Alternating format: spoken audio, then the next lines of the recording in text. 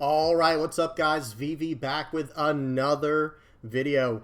And in today's video, guys, we're going to be checking out the green cards from OP08. So, guys, we do got some spoilers. You see one of them on the screen right now. We got Tony Chopper on here. But we are going to be checking out some spoilers from the East, okay? Because OP08 is completely legal over in the East currently. So as new decks are starting to come out and we're starting to see new cards, we need to know what they do over here in the West for a multitude of reasons, right? We need to know what to expect, what's coming out. If we see a cool deck coming out, we can start getting the cards now. And in that, piggybacking off that last point, it's a way for us to stay ahead of the market so we don't get hit with a situation like what's going on with Red Purple Law right now. So we got to do our due diligence, guys. We got to stay on top of the game and stay ahead of the game. So we're going to be checking that out. Let me give a quick little layout. Excuse me. So the bulk of this video will be us checking out the new green cards from OP08. Okay? Full preview of all the cards coming out in the set. Then, from there, we're going to check out a little bit on like the very first week of the OP08 meta. See how things are going. And then we'll check out a game on the sim that I did on playing Blue, Green, Zoro, and Zonji. Just a fun little game on the sim. And at the very end, we'll have the deck list. We'll talk about it, do some final thoughts, and some wrap-up from there. So you know what you're getting into. Let's dive into this. We got a lot to talk about, a lot of cool new cards coming out. So let's just go ahead and get into this. And of course, as usual, guys, I'll have everything time-stamped down in the comment section below. Excuse me. And if you have any comments, questions, suggestions, please do not hesitate to put them down there. Okay. So first up, guys. First up. Let me make sure everything's good. Yeah. All right. We're good to go. First up are the leaders. Now, let me preface this real quick. I have already talked about all of the new 6 leaders coming out in OP08. Okay, and I have an entire video on that. I will link that down in the comment section below if you want to check that out. I'm not going to spend much time on this, but I am at least going to read what they do. So moving forward, we know what to expect, from each of these colors, just to give an idea. So for Tony Chopper, I probably should have read this one in the red one. I think I skipped over that in Marco. But going forward, I want to at least mention the leaders that are at least sharing the color we're going over. Okay, so Tony Chopper here. Activate main once per turn. Give up to 3 of your animal or Drum Kingdom type characters. Up to 1 Rested Dawn card each. And again, this kind of applied more to the red the red cards that came out in OP08. So please, by all means, check that out if you get a chance. I did that video yesterday. We're on green today. Tomorrow's blue. I'm just going directly in order, guys. Okay.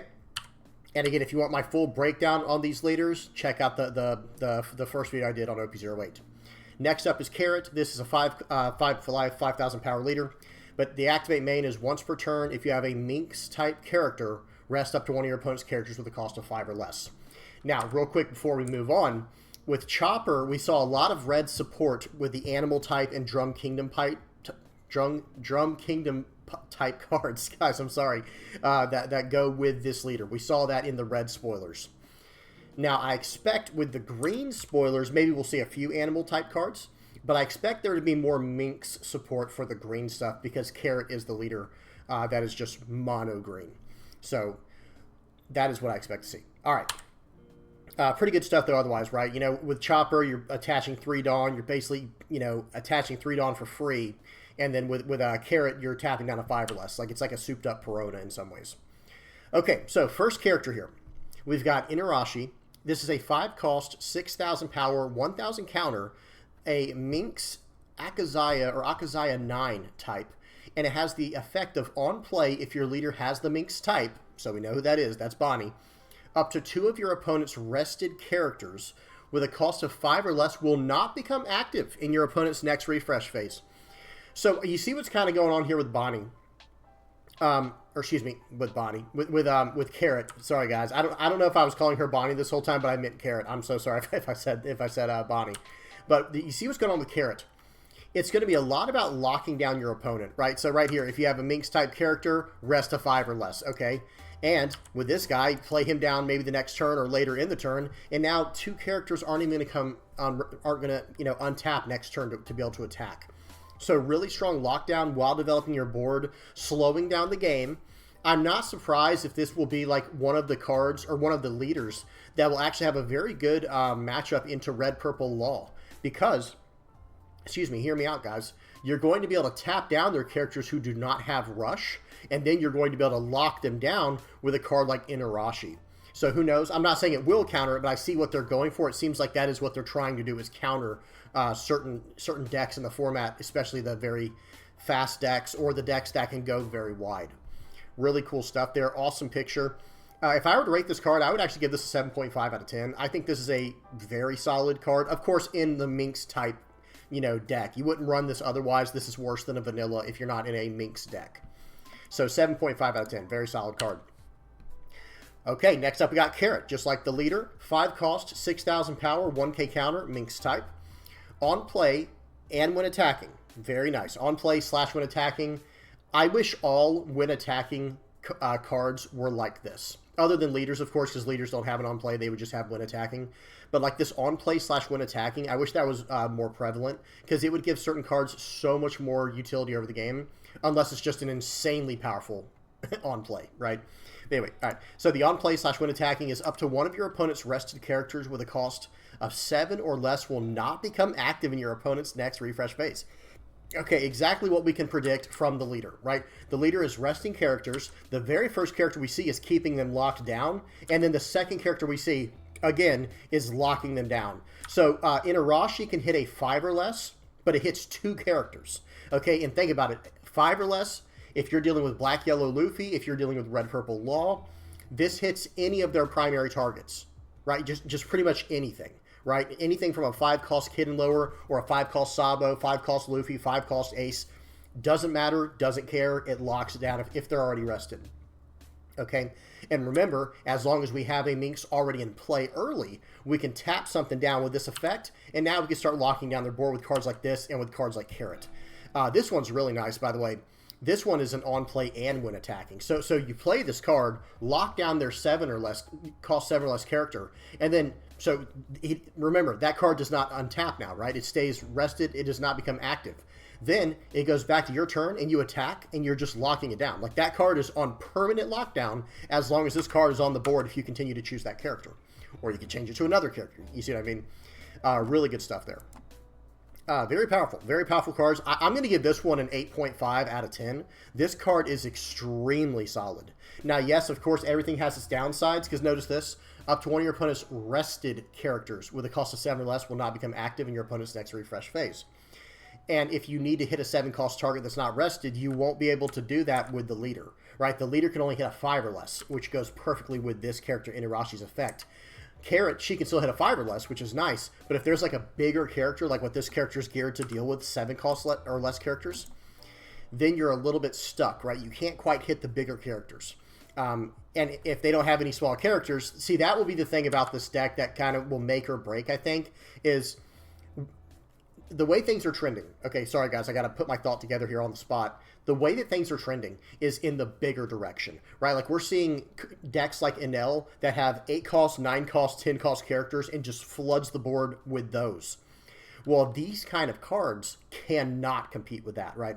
Like, this card literally cannot target almost anything in an L that matters. Maybe a Gadatsu or something. Same idea with Carrot. Maybe a 7 cost Lin if they're even playing that. But yeah, that'll be this kind of leader or this kind of deck's weakness, is the decks that go really tall. Something like, think about it, even decks like Lucci, those decks are going very tall nowadays. Like, they're going into the Gecko, Moria, Stussy, and like 8 cost Sabo range. 8 cost Isho. We'll have to see what happens.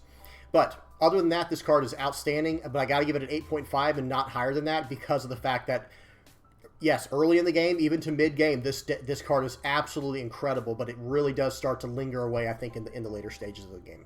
Still a very good card. Okay, nice. Now we got our first alt art. Well, other than the leaders we already looked at. Carrot, Parallel. Really cool stuff going on here, I guess. This composition I might skip out on. I think we see what's going on here. Very, very nice art, though. I do like all the different, what would you call the sparkles in the background. I bet in foil this card is going to look absolutely incredible. Good stuff. Next up, we've got Consulate. I'm not sure how to say that. This is a 3 cost, 4,000 power, 1k counter, Minks type character. When attacking, up to one of your opponent's rested characters with a cost of 4 or less will not become active in your opponent's next refresh phase. Okay, this card could have been so good, right? This card could have been absolutely incredible if it just said on play and when attacking. Oh, man.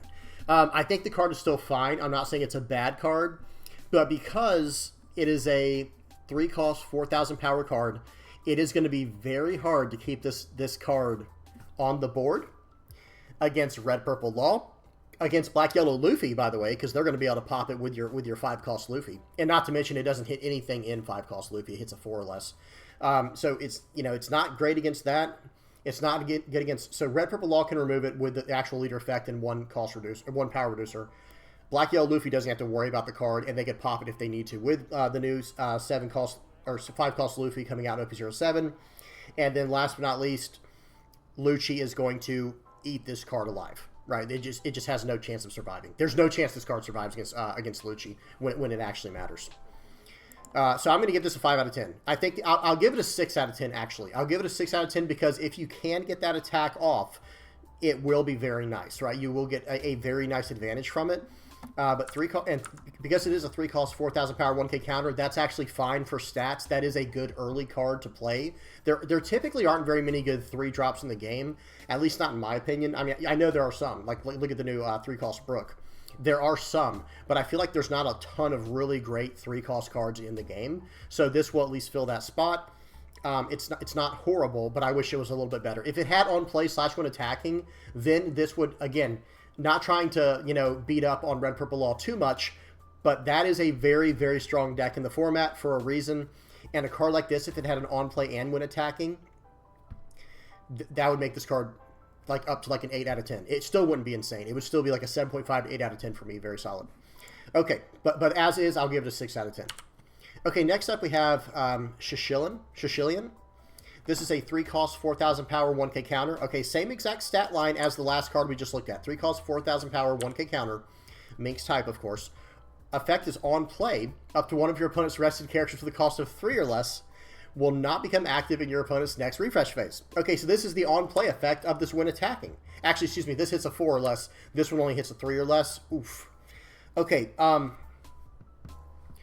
I actually think that this card will be best in a deck that splashes black. I don't even know if this will be that great. Is it leader locked, actually? No, it's not. So maybe this will be good in a deck like Perona, Green-Black Perona, or Green-Black Isho.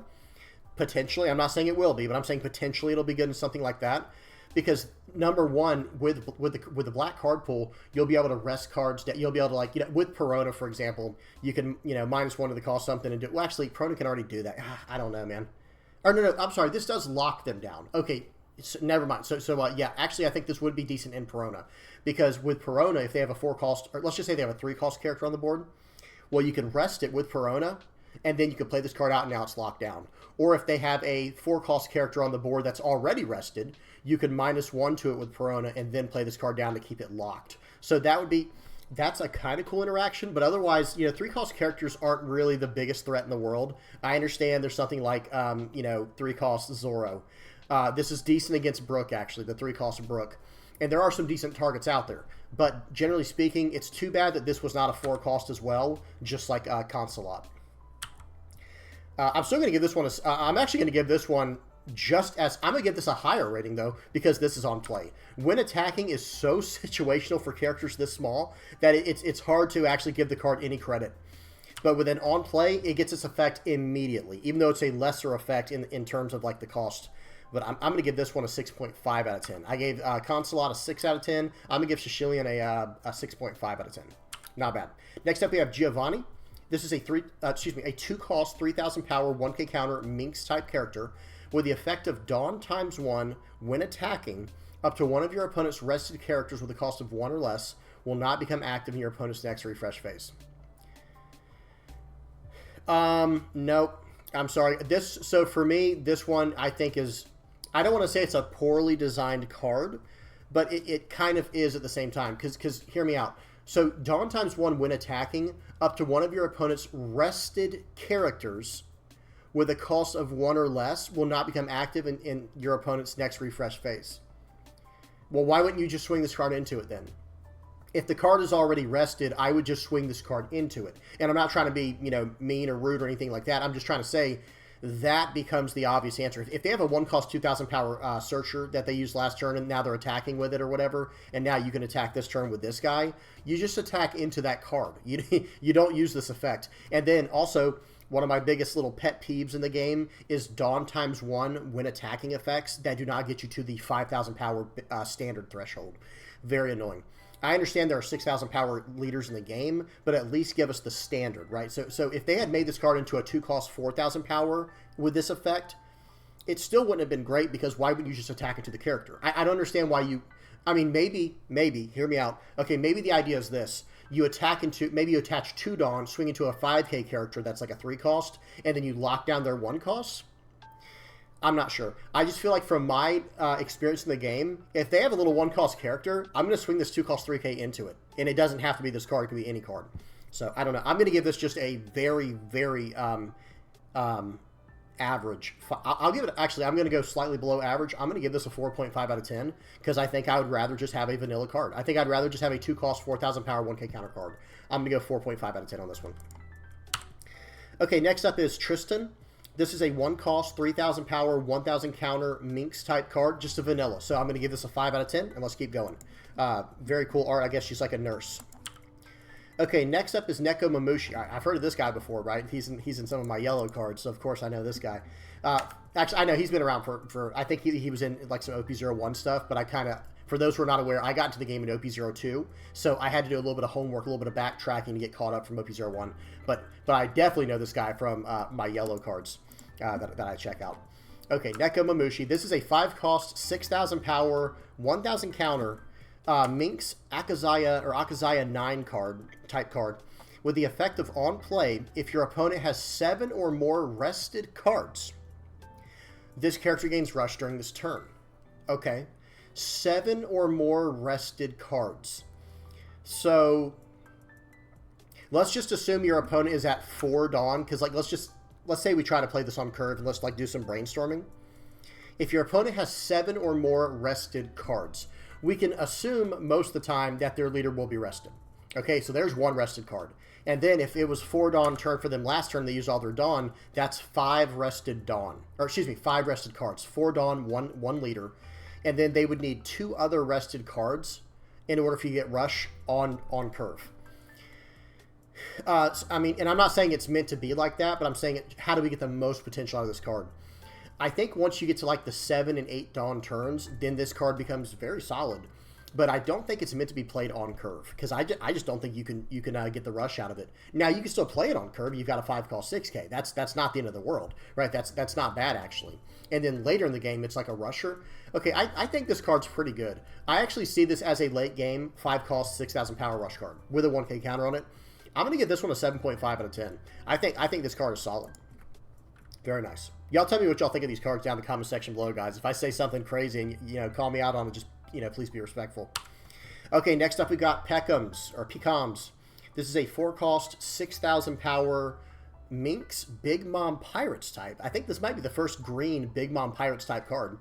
The effect is, if this character is active, your Minks type characters with a cost of 3 or less, other than Pekoms, cannot be KO'd by effects. Okay, that's interesting. That's pretty cool.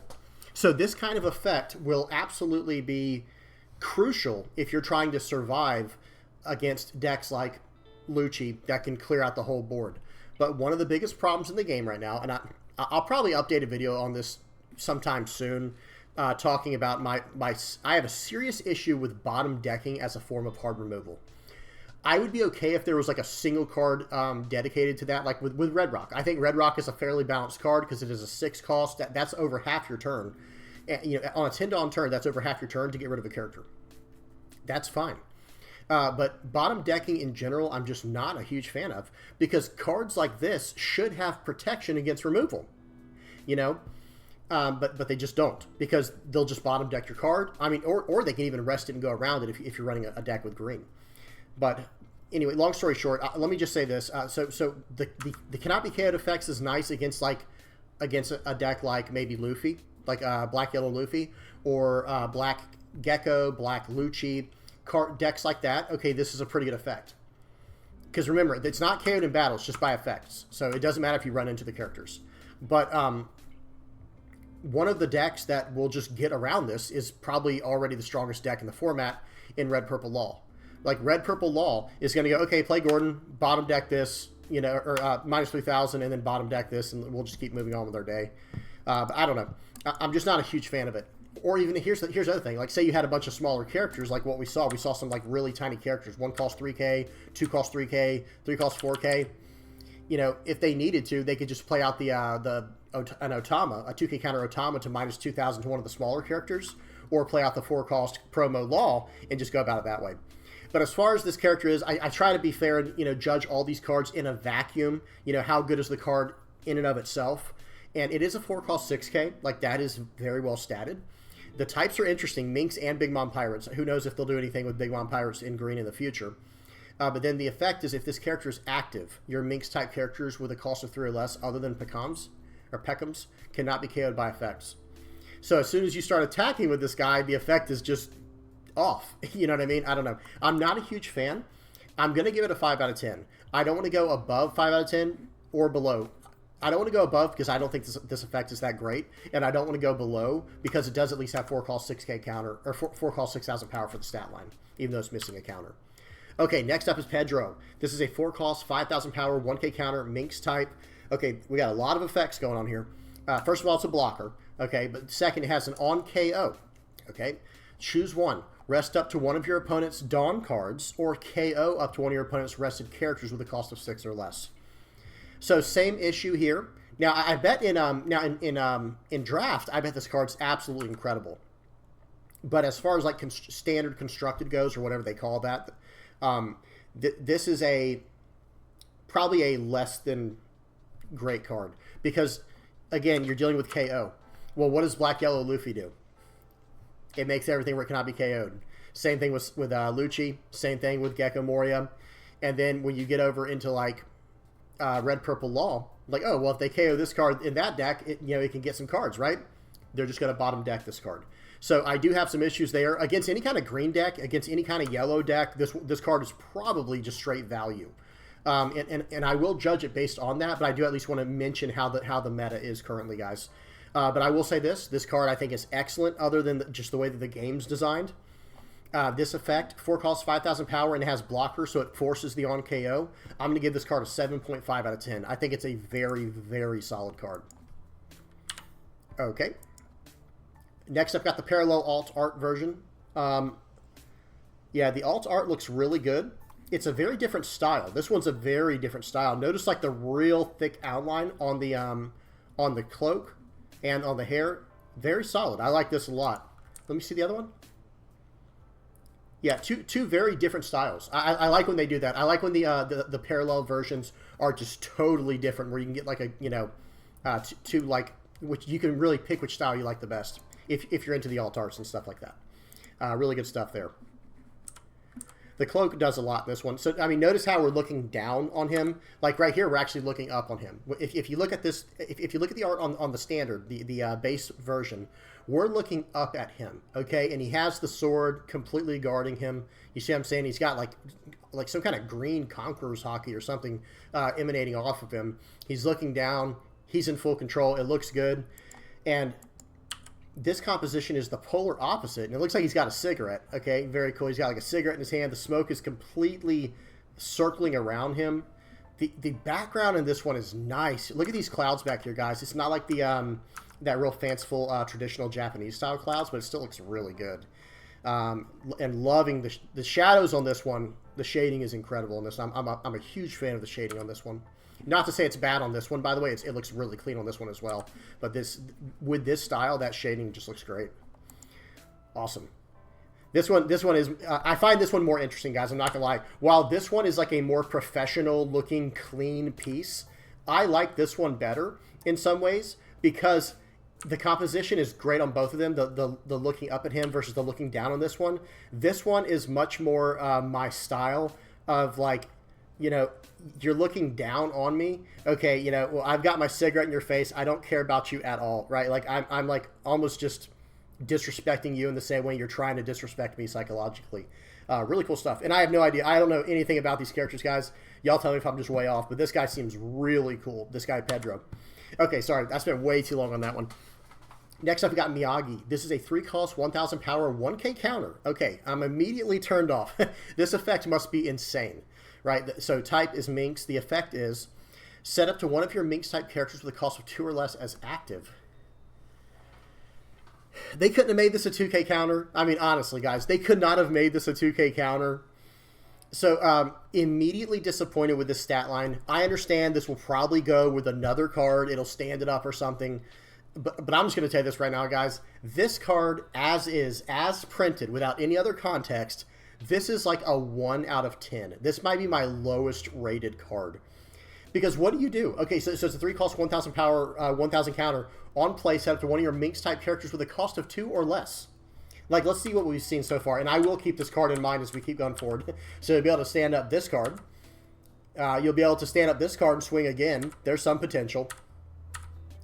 And that's it so far. Sorry, guys. I don't mean to keep blasting through these so quickly. But so far, that's it. We'll keep our eyes peeled for any good cards. And if there's cards from the past that are Minks-type cards, I don't play a lot of green, guys. So y'all tell me if I miss a card from the past that's like a really strong Minks-type card that goes with this. But I'm just going to tell you guys, as is, as printed, I am giving this card a 1 out of 10. Maybe a 1.5 out of 10 since it has a counter. Okay, next card. Gosh, that was disappointing. That's weird. I'm sure we're going to see a card in here that it helps. Okay, next card. Here we go. What do we got here? Okay, now here is a 2K counter. 2 costs, 0 power, 2K counter. And then the activate main is you may rest this character. And if your leader has the Minks type, set up to one of your Dawn cards as active. And that is not a once per turn. So I guess what you could do potentially is you have this card down, rest it to set a Dawn card as active, play this guy out to stand her up, right? Set up to one of your Minks type characters that costs 2 or less as active. Yeah, so stand her up again and then do it again. So I guess you'll have that potential to gain 2 Dawn.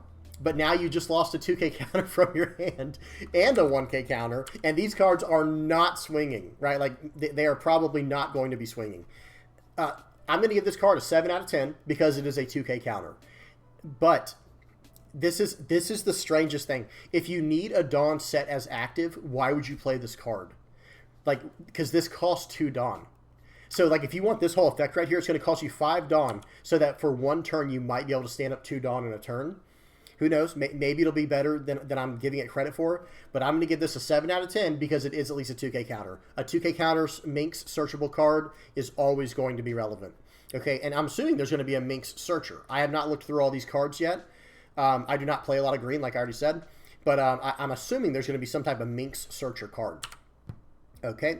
And of course, is this the next one? No, it's not. Okay, I thought it was with this stat line. So this stat line is, so it's a 1 cost, 2,000 power, 1K counter. This guy's name is Roddy. What was the last person's name? Milky. Sorry, did I miss their names? Miyagi, Milky, and Roddy here. Roddy is a 1 cost, 2,000 power, 1K counter Minks card with on play if your leader has the Minks type and your opponent has 7 or more rested cards. KO up to one of your opponent's rested characters with a cost of 2 or less. Okay.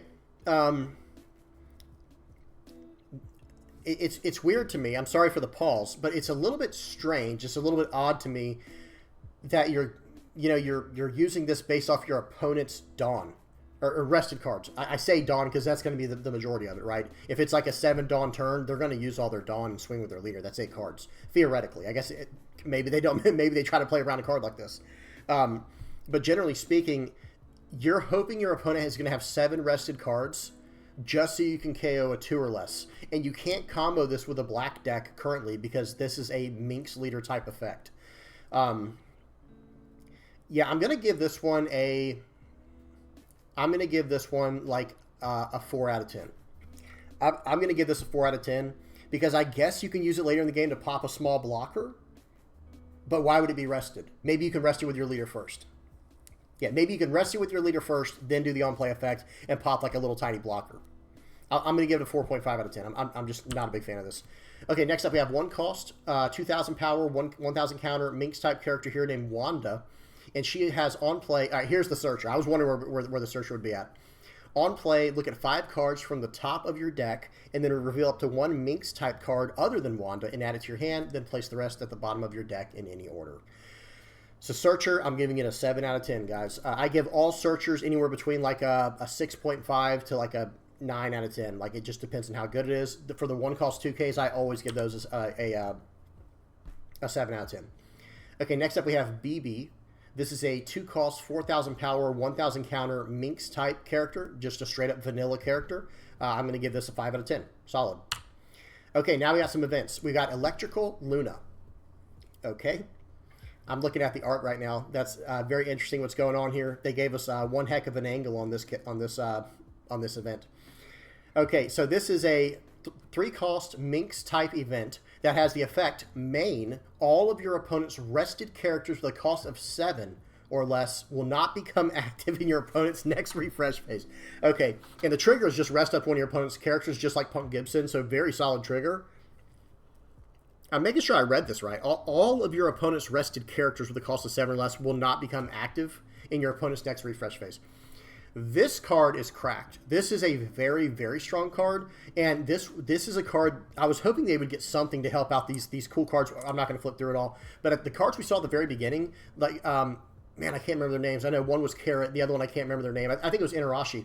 Those cards seemed like they had potential, but then they showed us a bunch of these little tiny cards that I wouldn't even want to use. But a card like this is good, period. This is not leader locked. All of your opponents, yeah, this is not leader locked.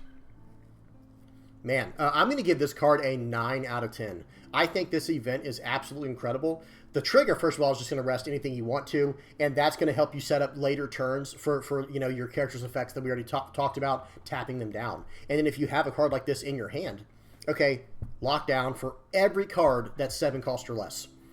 And another thing too, yeah, this is not leader locked. So I mean, if you run this in like Perona, there's no reason to not run this in Perona. That's all I'm going to say. Because if you attach one Dawn to your Isho later in the game, okay, you're hitting everything in the game. Everything that's rested right now, lock it down.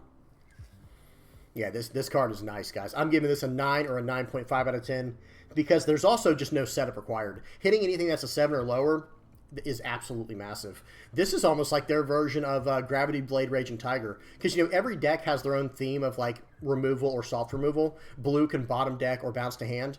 Black has KO, right? Well, green has rest.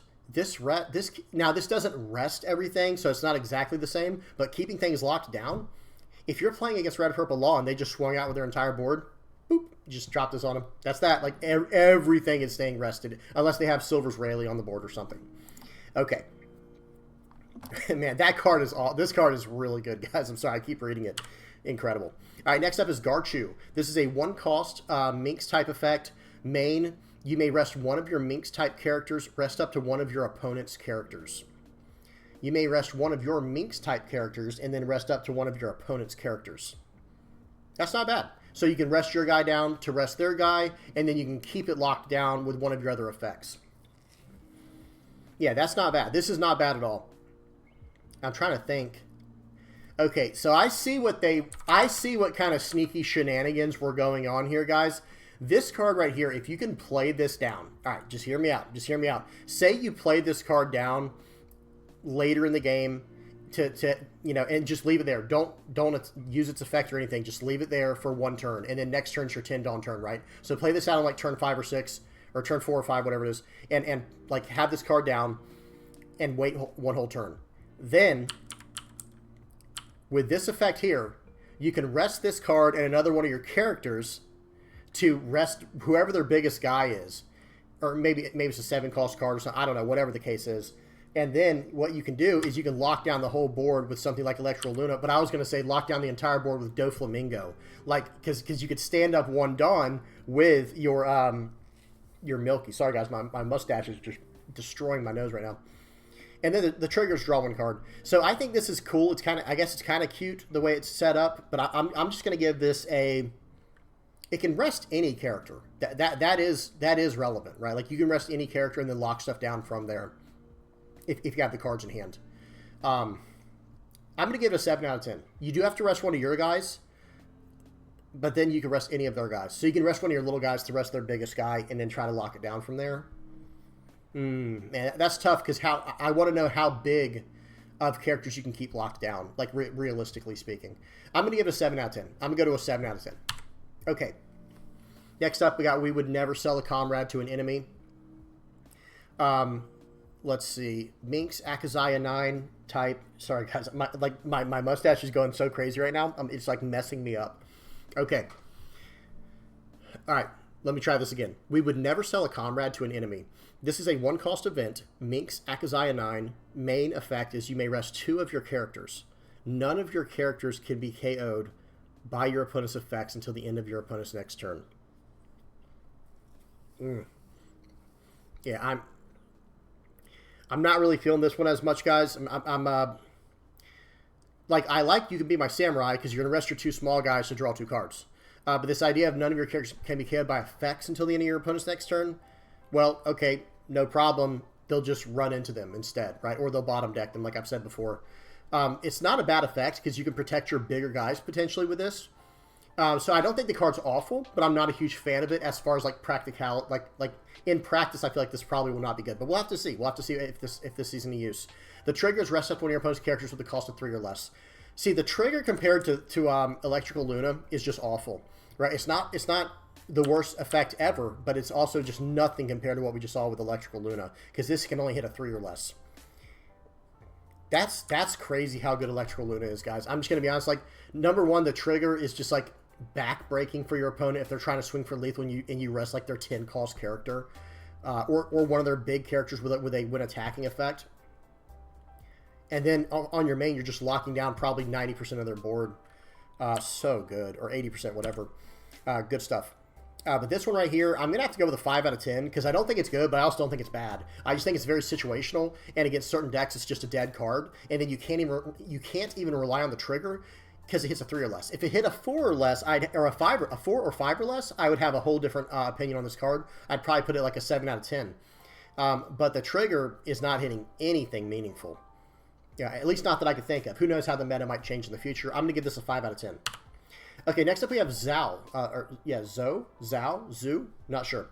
Okay, this is a 3-cost animal type green stage. Not event, stage. And the effect, it has 2 effects, okay. Activate main, you may rest this stage, and if your leader has the Minks type, set up to one of your Dawn cards as active. Hang on. Activate main, you may rest the stage, and if your leader has the Minks type, set up to one of your Dawn cards as active. So this is a pseudo version of Onigashima, right? You're not ramping Dawn, but you're getting extra value out of your Dawn with a card like this. That's very good. Now, it is locked to Minks. It is locked to Minks, and it is an animal type, so it's not Minks searchable, because the searcher only could get Minks, right? Yeah, it can't get animal. So unfortunately, you can't search this up. I'm surprised they wouldn't make that as part of it, but oh well. And then end of your turn, set up to one of your Minks type characters as active. Okay, this stage is very, very good. I'll give this stage probably a... You're setting one of your characters as active, and you're getting extra Dawn per turn. 7.5 out of 10 is the lowest I could go. The stage like this, I'm actually leaning closer to 8 out of 10. I think this stage is really, really good. I hate that it's not searchable. If it was searchable by the Minks stuff, then I'd give this a 9 out of 10. But as is, I'm still going to give it an 8 out of 10. It's really good. Okay, next up we have Jewelry Bonnie. This is one of those special secret rares or whatever they're called. Supernova Bonnie. Oh, this is just the 1-cost searcher one. Okay, very cool. So this is the excuse me, the ST02 searcher Bonnie, but in a really cool format. Check out the flowers in the background, guys. That is really interesting. It also has like that oh, what's it called? Like the paisley design back here, whatever that is, like what you see on bandanas. Very cool. I like the cloud as well. They got that stylized cloud back here, that traditional Japanese, or I should say Asian style clouds. Very good. And yeah, big fan of this one. Okay, and then we're back to the beginning. All right, well, that's it for this part of the video where we go over all the different cards, guys. Now we're actually going to dive into the game that I had for y'all on the sim. Oh, and I wanted to show y'all the hang on. I had one more thing I wanted to show y'all. 2 things I wanted to show y'all. Let me move the green background. There we go. Okay. All right. So first things first, guys, I wanted to show y'all a Whitebeard deck just recently won a 1,100 player tournament for us over in the West in a regional. And Sakazuki just won a treasure cup of 900, almost 950 players. So good stuff there. See, all the way in, and let's look at this deck real quick. We are in OP06, EB01, on the precipice of OP07. And this OP02 Whitebeard is still making waves, guys. He is still just popping off. And look at the list. It's all the exact same we've seen. Now, I did get this card, Little Oars Jr., but this card, it's a 6 cost, 7,000 power, 1K counter that has a once per turn way to get out of KO effects. So it's got both Marcos that can get out of KO effects. It's got Little Oars Jr. that can get out of those effects. And it's just, you know, other than that, the deck is very straightforward. It's got an ST10 card here. Nico Robbins like an OP05, and I think OP04 with the Bad Manners Kit course. But this is just like a very traditional standard list. They are running this card, which is interesting. This is a 2K counter Jinbei that has Dawn ×1 when attacking, give up one of your opponent's characters from -2,000 for the turn. It's from ST10. So I guess the idea is they want to have all these searchable 2K counters with Nami. And then with Izo, they're searching more for aggression, but still a potential for a 2K counter. And quite a few 2K counters, actually. Wait, is this 4, 8, 12, 13? 13 2K counters, and then they've got 2 guard points, 4 rad beams, 1 kit course, and these are all Straw Hat searchable. Every one of these events are Straw Hat searchable.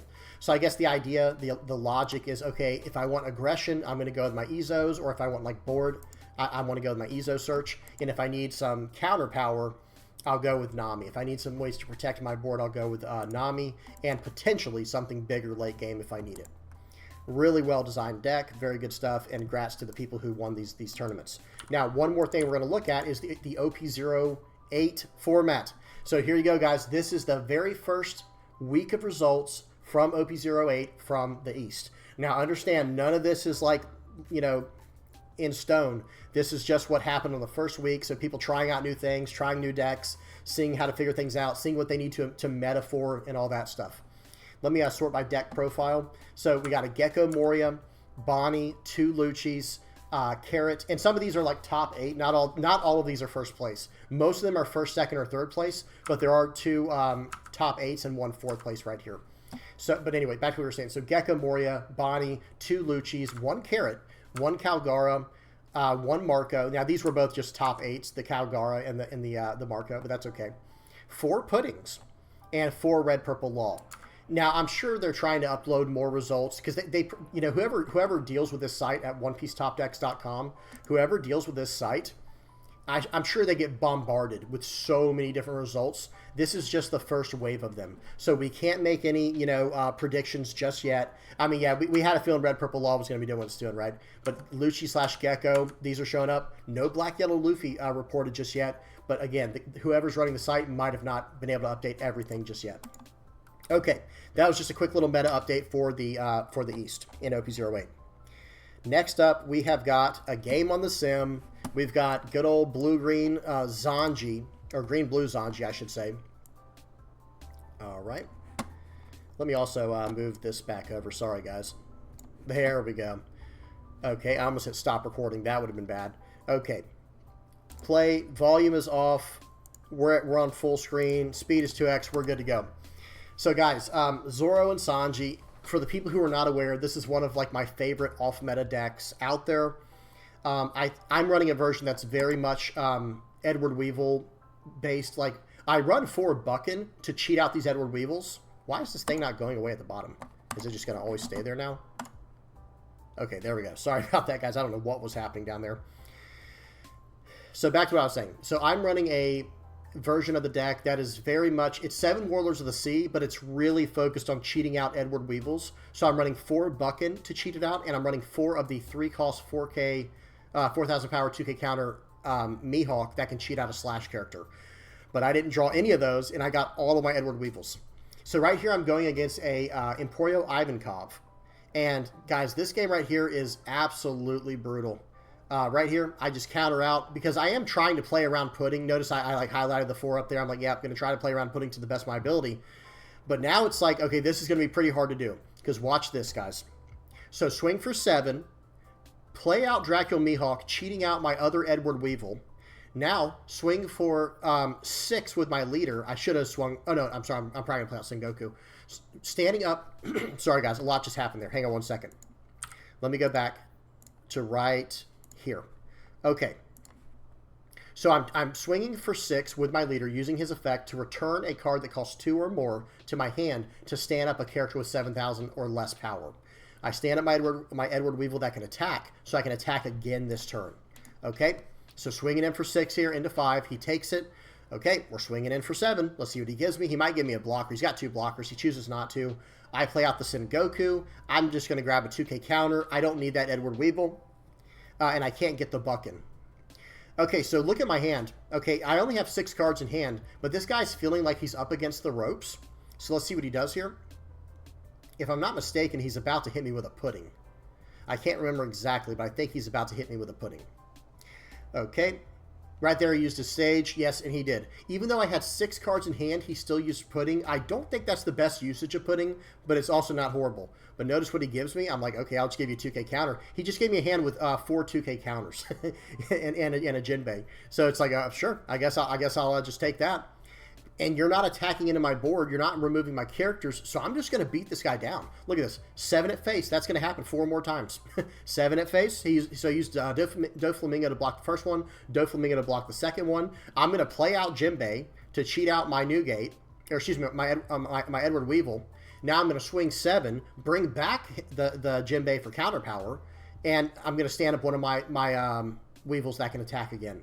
This is not a good position to be in. I can tell you that much right now. This is a very horrible position to be in for my opponent.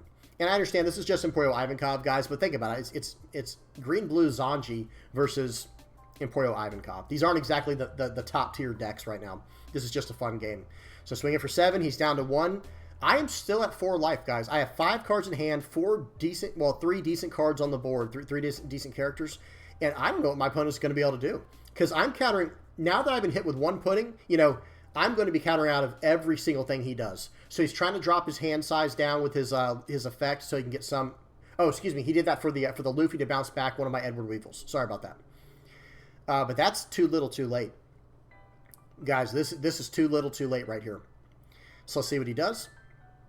He has 1 card in hand and 1 life. That's it. I'm about to swing like 4 or 5 times. You know what I mean? So this is a bad situation for my opponent.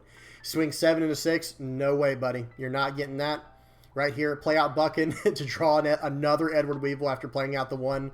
Swinging for 7. He has to block or take this. He has no other option. Okay, because he only has 1 card in hand. Swing 7. Stand my guy up. It's over. Okay, I'm going to swing 7 to get both cards out of your hand, or you can't even counter out of that. So, guys, I actually mentioned this on my Discord after recording this game. I was saying this is the first time I think I've ever gotten a flawless victory. And I'm not trying to brag. This is just the sim, guys. Calm down. I'm just saying, I don't think, because of the way that One Piece is, the One Piece trading card game, you're always, like, taking life. You know what I mean? Like, you're always trying to take a little bit of life even to get more cards in hand. It just is what it is. I don't think I lost a single character or life this game. It was a fun one, but I will say this. You have to run some type of removal, guys, or at least be able to battle into the board in some ways, or else you get left like this where you're just getting run over by a full board. Good stuff. And as far as the deck list goes for this, let me go ahead and put that up on here. Pretty wonky deck list, guys. I'm not going to lie. Let me move my face over. There we go. Pretty weird, wonky deck list, but I'm going to run through it real quick and I'll tell you about it. So this is the leader. Go ahead and pause this and read it if you don't know what it does. I use this leader all the time randomly. I'm running 2 Doflamingo, the 10 cost, 4 green Mihawks, 4 of the 4 cost draw a card Weevil, 4 Pudding, 4 Crocodile 2K counter from OP07, 4 Jinbei, 4 Sengoku, 4 Law, the 2K counter that you can return back to make them bottom deck a card if they have 6 or more cards in hand, 4 Buckin, this card just cheats out a 4 cost or lower Edward Weevil from your hand, and the card works perfectly with your Zoro and Sanji. So you're cheating out an Edward Weevil that costs 4, you're cheating out for 2, and then if you attach 1 Dawn to your leader, you can attack in, return the Buckin, and cheat, stand up one of your other characters. Okay, then I'm running 4 of the 3 cost 5K Edward Weevil, and let me just explain real quick. I'm specifically not running this one because I just don't think it's as good. Because, like, for example, if I go first, if I go like 1 Dawn, 3 Dawn, 5 Dawn, I would rather be able to play this card out. And then if I get the 2, 4, 6 Dawn, of course, I'd rather have this one. And I guess technically I could run all 3 of them since I'm running 4 Buckin. That's definitely an option. But I was just not a huge fan of this. I'm not a huge fan of when attacking effects. I mean, like, yes, it's nice when they go off. Of course, it's so nice. But otherwise, typically speaking, if a card has a good when attacking effect, like this one, And it's actually not even that good in this deck, so I take that back because I have no way to cheat cards into play from the top of my life, like Blue Doflamingo might have.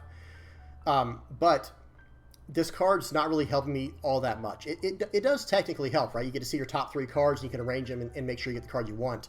It's just, I don't know, guys. I don't know how to say it. It's just very different for me. But then I'm running, just to finish out the list, 4 Gecko Morias, 4 Draco Mihawks, the 4-cost 2K counter, and 4 of the 7-cost Doflamingo. You didn't see them in that last game. I just didn't draw any. But this card, guys, first of all, every single card in here is searchable by Sengoku, except the, where is it, the Pudding and the Gecko. No, excuse me, he's searchable. And Buckin. So literally just the Pudding and just the Buckin are not searchable by the Sengoku. Everything else in here is 7 Warlords of the Sea, guys. Every single one of these. See, every single one of them. So that is very nice. But this card right here is really good for a deck like Zoro and Zonji, because this is a 7-cost card, so it has a lot of protection against removal effects, you know, just naturally, because they have to get all the way to 7 to get rid of this card. Well, I'm trying to flood the board early and get all all of their removal out of their hand. So by the time I put this card down, it's probably going to stick. And when it does stick, or excuse me, when I do play it, I'm bouncing whatever they played last turn. So bounce that back to your hand. It's perfectly at 7,000 power for my leader's effect. So I can just keep going with this card. I don't have to invest any Dawn into making this attack a 7K where I need it for my leader's effect. So that is actually a bigger deal than you might think. And I've had a lot of good results with this card. This is just like my final boss monster type character where it is searchable. It is searchable by Sengoku. But I don't want too many of them. But it is very nice into the matchups where, like against Enel, where they go pretty big. If you can, you know, keep your board at least decent, and then drop this on them once they've turned a bunch of cards sideways, it could help you win the game. It could help you actually like pull out the victory. But other than that, it is a nice searchable character that is very hard to remove, and that kind of time warps me a card. You know, and in a deck like this, I can't stand this card up with my leader effect because they have to have 7,000 power or less. But still, you know, that's okay. That's not a big deal, right? Because that's why we're running. That's why I'm running the Edward Weevil package with Buck in here, where I can just cheat these out and just keep restanding these back and back and forth, left and right with the Buckin, and recycling them with the Gecko Moria that I can also cheat out with Jinbei. And Jinbei, so the cards that can cheat out Edward Weevil, if you have 2 or less cards on the board, where's this guy? Let me see. If you have, put my glasses on. If you have 2 or less characters on the board, you can use Mihawk to cheat out the Edward Weevil. Buckin can just always cheat out Edward Weevil, and Jinbei can always cheat out Edward Weevil. So all 3 of these cards, Jinbei, Mihawk, and Buckin, can cheat out these 2 Edward Weevils to generate some board presence. And then I can search these cards, these Weevils back with my Gecko Morias, and still establishing a 4-cost 5K body. There are very few bricks in this deck, like compared to what, well, I don't want to say there's very few, but compared to what I'm normally running, I feel like there's not that many, but I think there's 14, because you've got 4, 8, 12, and then, 14. So I guess it's a little more than I thought, but at the same time, you can go down a few of these if you need to go up something else, like some type of event, because a card that I've always considered putting in the deck would be like a Gravity Blade. There we go. This card is just a good card. And I would not be opposed to adding this to the deck, because I was actually running this card at first, I think as a 2-of when I first started messing with this leader back in OP06. I actually think this card is incredible, and I think it's very, very solid at helping you get to later parts in the game, because you can remove cards from Black Yellow Luffy with this effect and go about things that way. But yeah, this card I think is very good. I'm running the Puddings. There's a lot of other cards. Let me let this come up for a second. It takes a second for it to load in. But there's a lot of little decent cards for you to mess around with blue and green that just have extremely high value with this leader's effect. By bouncing a card back to your hand, that's better than a lot of people might be realizing. And I'll explain that in just a second once this loads in. Because think of your 2K counter packages. You usually don't want to play out your 2K counters. You want to use those for your hand to do things. Well, what if you could play them out and then use them to stand up your character and whatever effect they had, and then return it back to your hand? And that's what this deck does. That's why this Draco Mihawk card is just so good, because it is a 3-cost, 4,000 power 2K counter. But you can also cheat out an Edward Weevil with this for 1 Dawn cheaper, and then use your leader's effect to stand up a card and get a second attack out of it. Well, the same thing is true of other 2K counters in this deck, or that you could put in this deck, like Izo. Like, Izo has an incredible on-play effect, right? Absolutely incredible. Now, you cannot use Kaya because she's 1 cost. You can only bounce back a 2 or greater cost card. Okay, but where's the Suru? You can use this if you need to. Or the Garp. The Garp is not bad either for a draw 2 cycle. This card's actually pretty decent for that. But that's probably the only other ones I would consider, to be honest, at least currently. Because these are already good. The Trafalgar Law is solid. The Crocodile is solid. Pause these and read these if you don't know what they do. But another card that I want to mention that I think I was having a lot of success with was Hina. Where is she at? This card. This card in this deck, I've almost considered just not playing Sengoku and just playing Hina. Like, yes, she costs 2 Dawn more, and it's really nice having a turn 1 play just to get some searching and some hand fixing done. But Hina is just so good because it's a 3-cost, 4,000 power, 1K counter card that has on play if you have 5 less cards in hand, draw 1 card.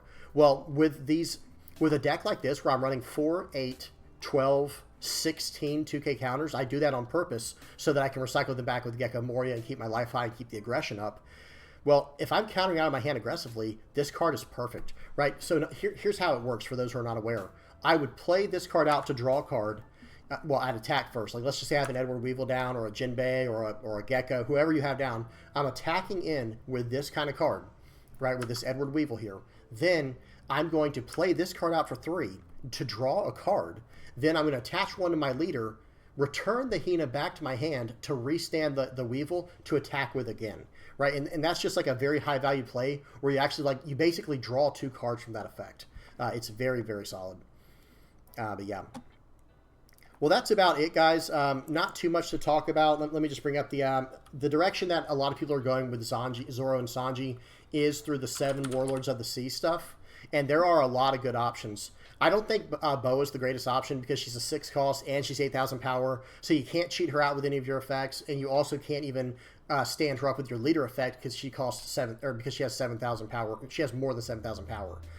So that's unfortunate. But other than that, there are some other options, I guess. Like, this isn't the greatest option. It's not what we're trying to do. But this card is a good option, and I wish I need to include this into the list. Even if I drop down 2 of these 7-cost Doflamingos and maybe like 2 Puddings, then I can go up 4 Doflamingos, which is good for searching up cards I need. And this kind of is just better than that other Weevil we were looking at, the 4-cost Weevil right here. What else? This is a consideration to have too. Pause this and read this, guys. But this is essentially the Doflamingo Leader's effect on a character card. Well, in a deck like Zoro and Sanji, if we fill this entire deck with searchable targets for this card, like say we run nothing but 4 costs or lower, what are they called? 7 Warlords of the Sea targets.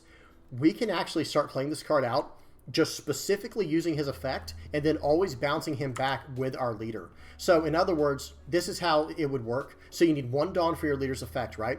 And then where did that guy go? We were just looking at, I lost him. Hang on. Sorry, guys. Where'd he go? There he is. Okay.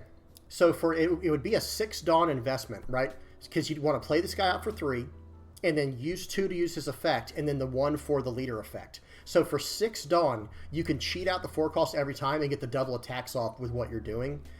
I think it'd be interesting. I'm not saying it's like the way to go, but it would be something interesting to mess around with. Okay. Here's another card. No, this isn't really what we're going for. Never mind. But there is some other options as well that I've messed around with in the past, which is like a Straw Hat Crew film type of deck. Because then you have access to the Nami Searcher. This is not a once per turn action, guys. So in other words, when attacking, if you stand her up twice, now yes, you'll have to pay 2 Dawn to use her effect once and then the second time. But yeah, think of it like this: for 3 Dawn, if this card somehow survives, you'll swing for 5, pay 1, draw a card with her effect, potentially do top 3 search, attach 1 Dawn to this guy to swing for 6, and then stand the card back up, and then swing with her again, paying another Dawn for the next effect to potentially draw another card, do a top 3 search. So this also has a lot of potential, and I don't know which one's better, to be honest. I think a lot of the players in the East are going with the 7 Warlords of the Sea package, but I'm not still sold out, or I'm not still like down on this package. I do still think the film package, it's a film Straw Hat Crew variant. I still think it's very good, because there's also a card that I was running in that list. You can run it in either of the lists, to be honest, but it's just such, let me just look up Zoro. this card. This is not film searchable, but those Straw Hat cards, like, let me go to Luffy. You'll notice that, like, this 7 costs Luffy. On play, it can play out one film or Straw Hat type card that costs 4 or less. So now back to the card we were just looking at. Even though this is not a film card, you can still play it out because it's a Straw Hat card. And this card, guys, is absolutely bonkers if it survives. Notice this is a Dawn ×1 when attacking, not once per turn. So you could rest up to 2 characters with this in combination with your leader's effect, swinging for 7 both times. Just very, very high value card if it survives. That's the key. That's the operative word there, right? Like, you know, is it going to survive? Probably not, but it is at least worth mentioning. Next up is this guy. Well, actually, this guy as well. This is Supernova / Straw Hat searchable. Let me mention this guy before we go to the big Zoro. So this little Zoro here, it's a 1 cost, 2,000 power, 1k counter. That's all pretty fine and dandy, right? But listen to this when attacking. If you have 3 or more characters in play, this card gains plus 2,000 power for the turn. That is when attacking. So in other words, the first time you swing, he's getting plus 2,000, and then the second time you swing, he's getting another plus 2,000. So that might be interesting, something to mess with later. We'll have to see. And then last but not least, of the Zoro package, this guy is an absolute beast. I'm not going to spend much time on him. We all know what he does. I will mention Zonji because there are 2 relevant cards. Actually, I guess there's 3 now, because if you go with that film version, now we have another searchable 2k counter. But the 2 cards I was thinking of, first was this. This comes with the leader. This is a 2 cost, 3,000 power, Dawn ×1, when attacking. If you have 5 or less cards in your hand, this character gains plus 2,000 power until the start of your next turn. So you attach 1 Dawn with this guy, you swing, and he goes to, so Dawn ×1, he goes to 4, plus the 2, he goes to 6,000. Okay, so you swing once, he goes to 6, stand him up, he goes to 7. You know, excuse me, he goes to 8.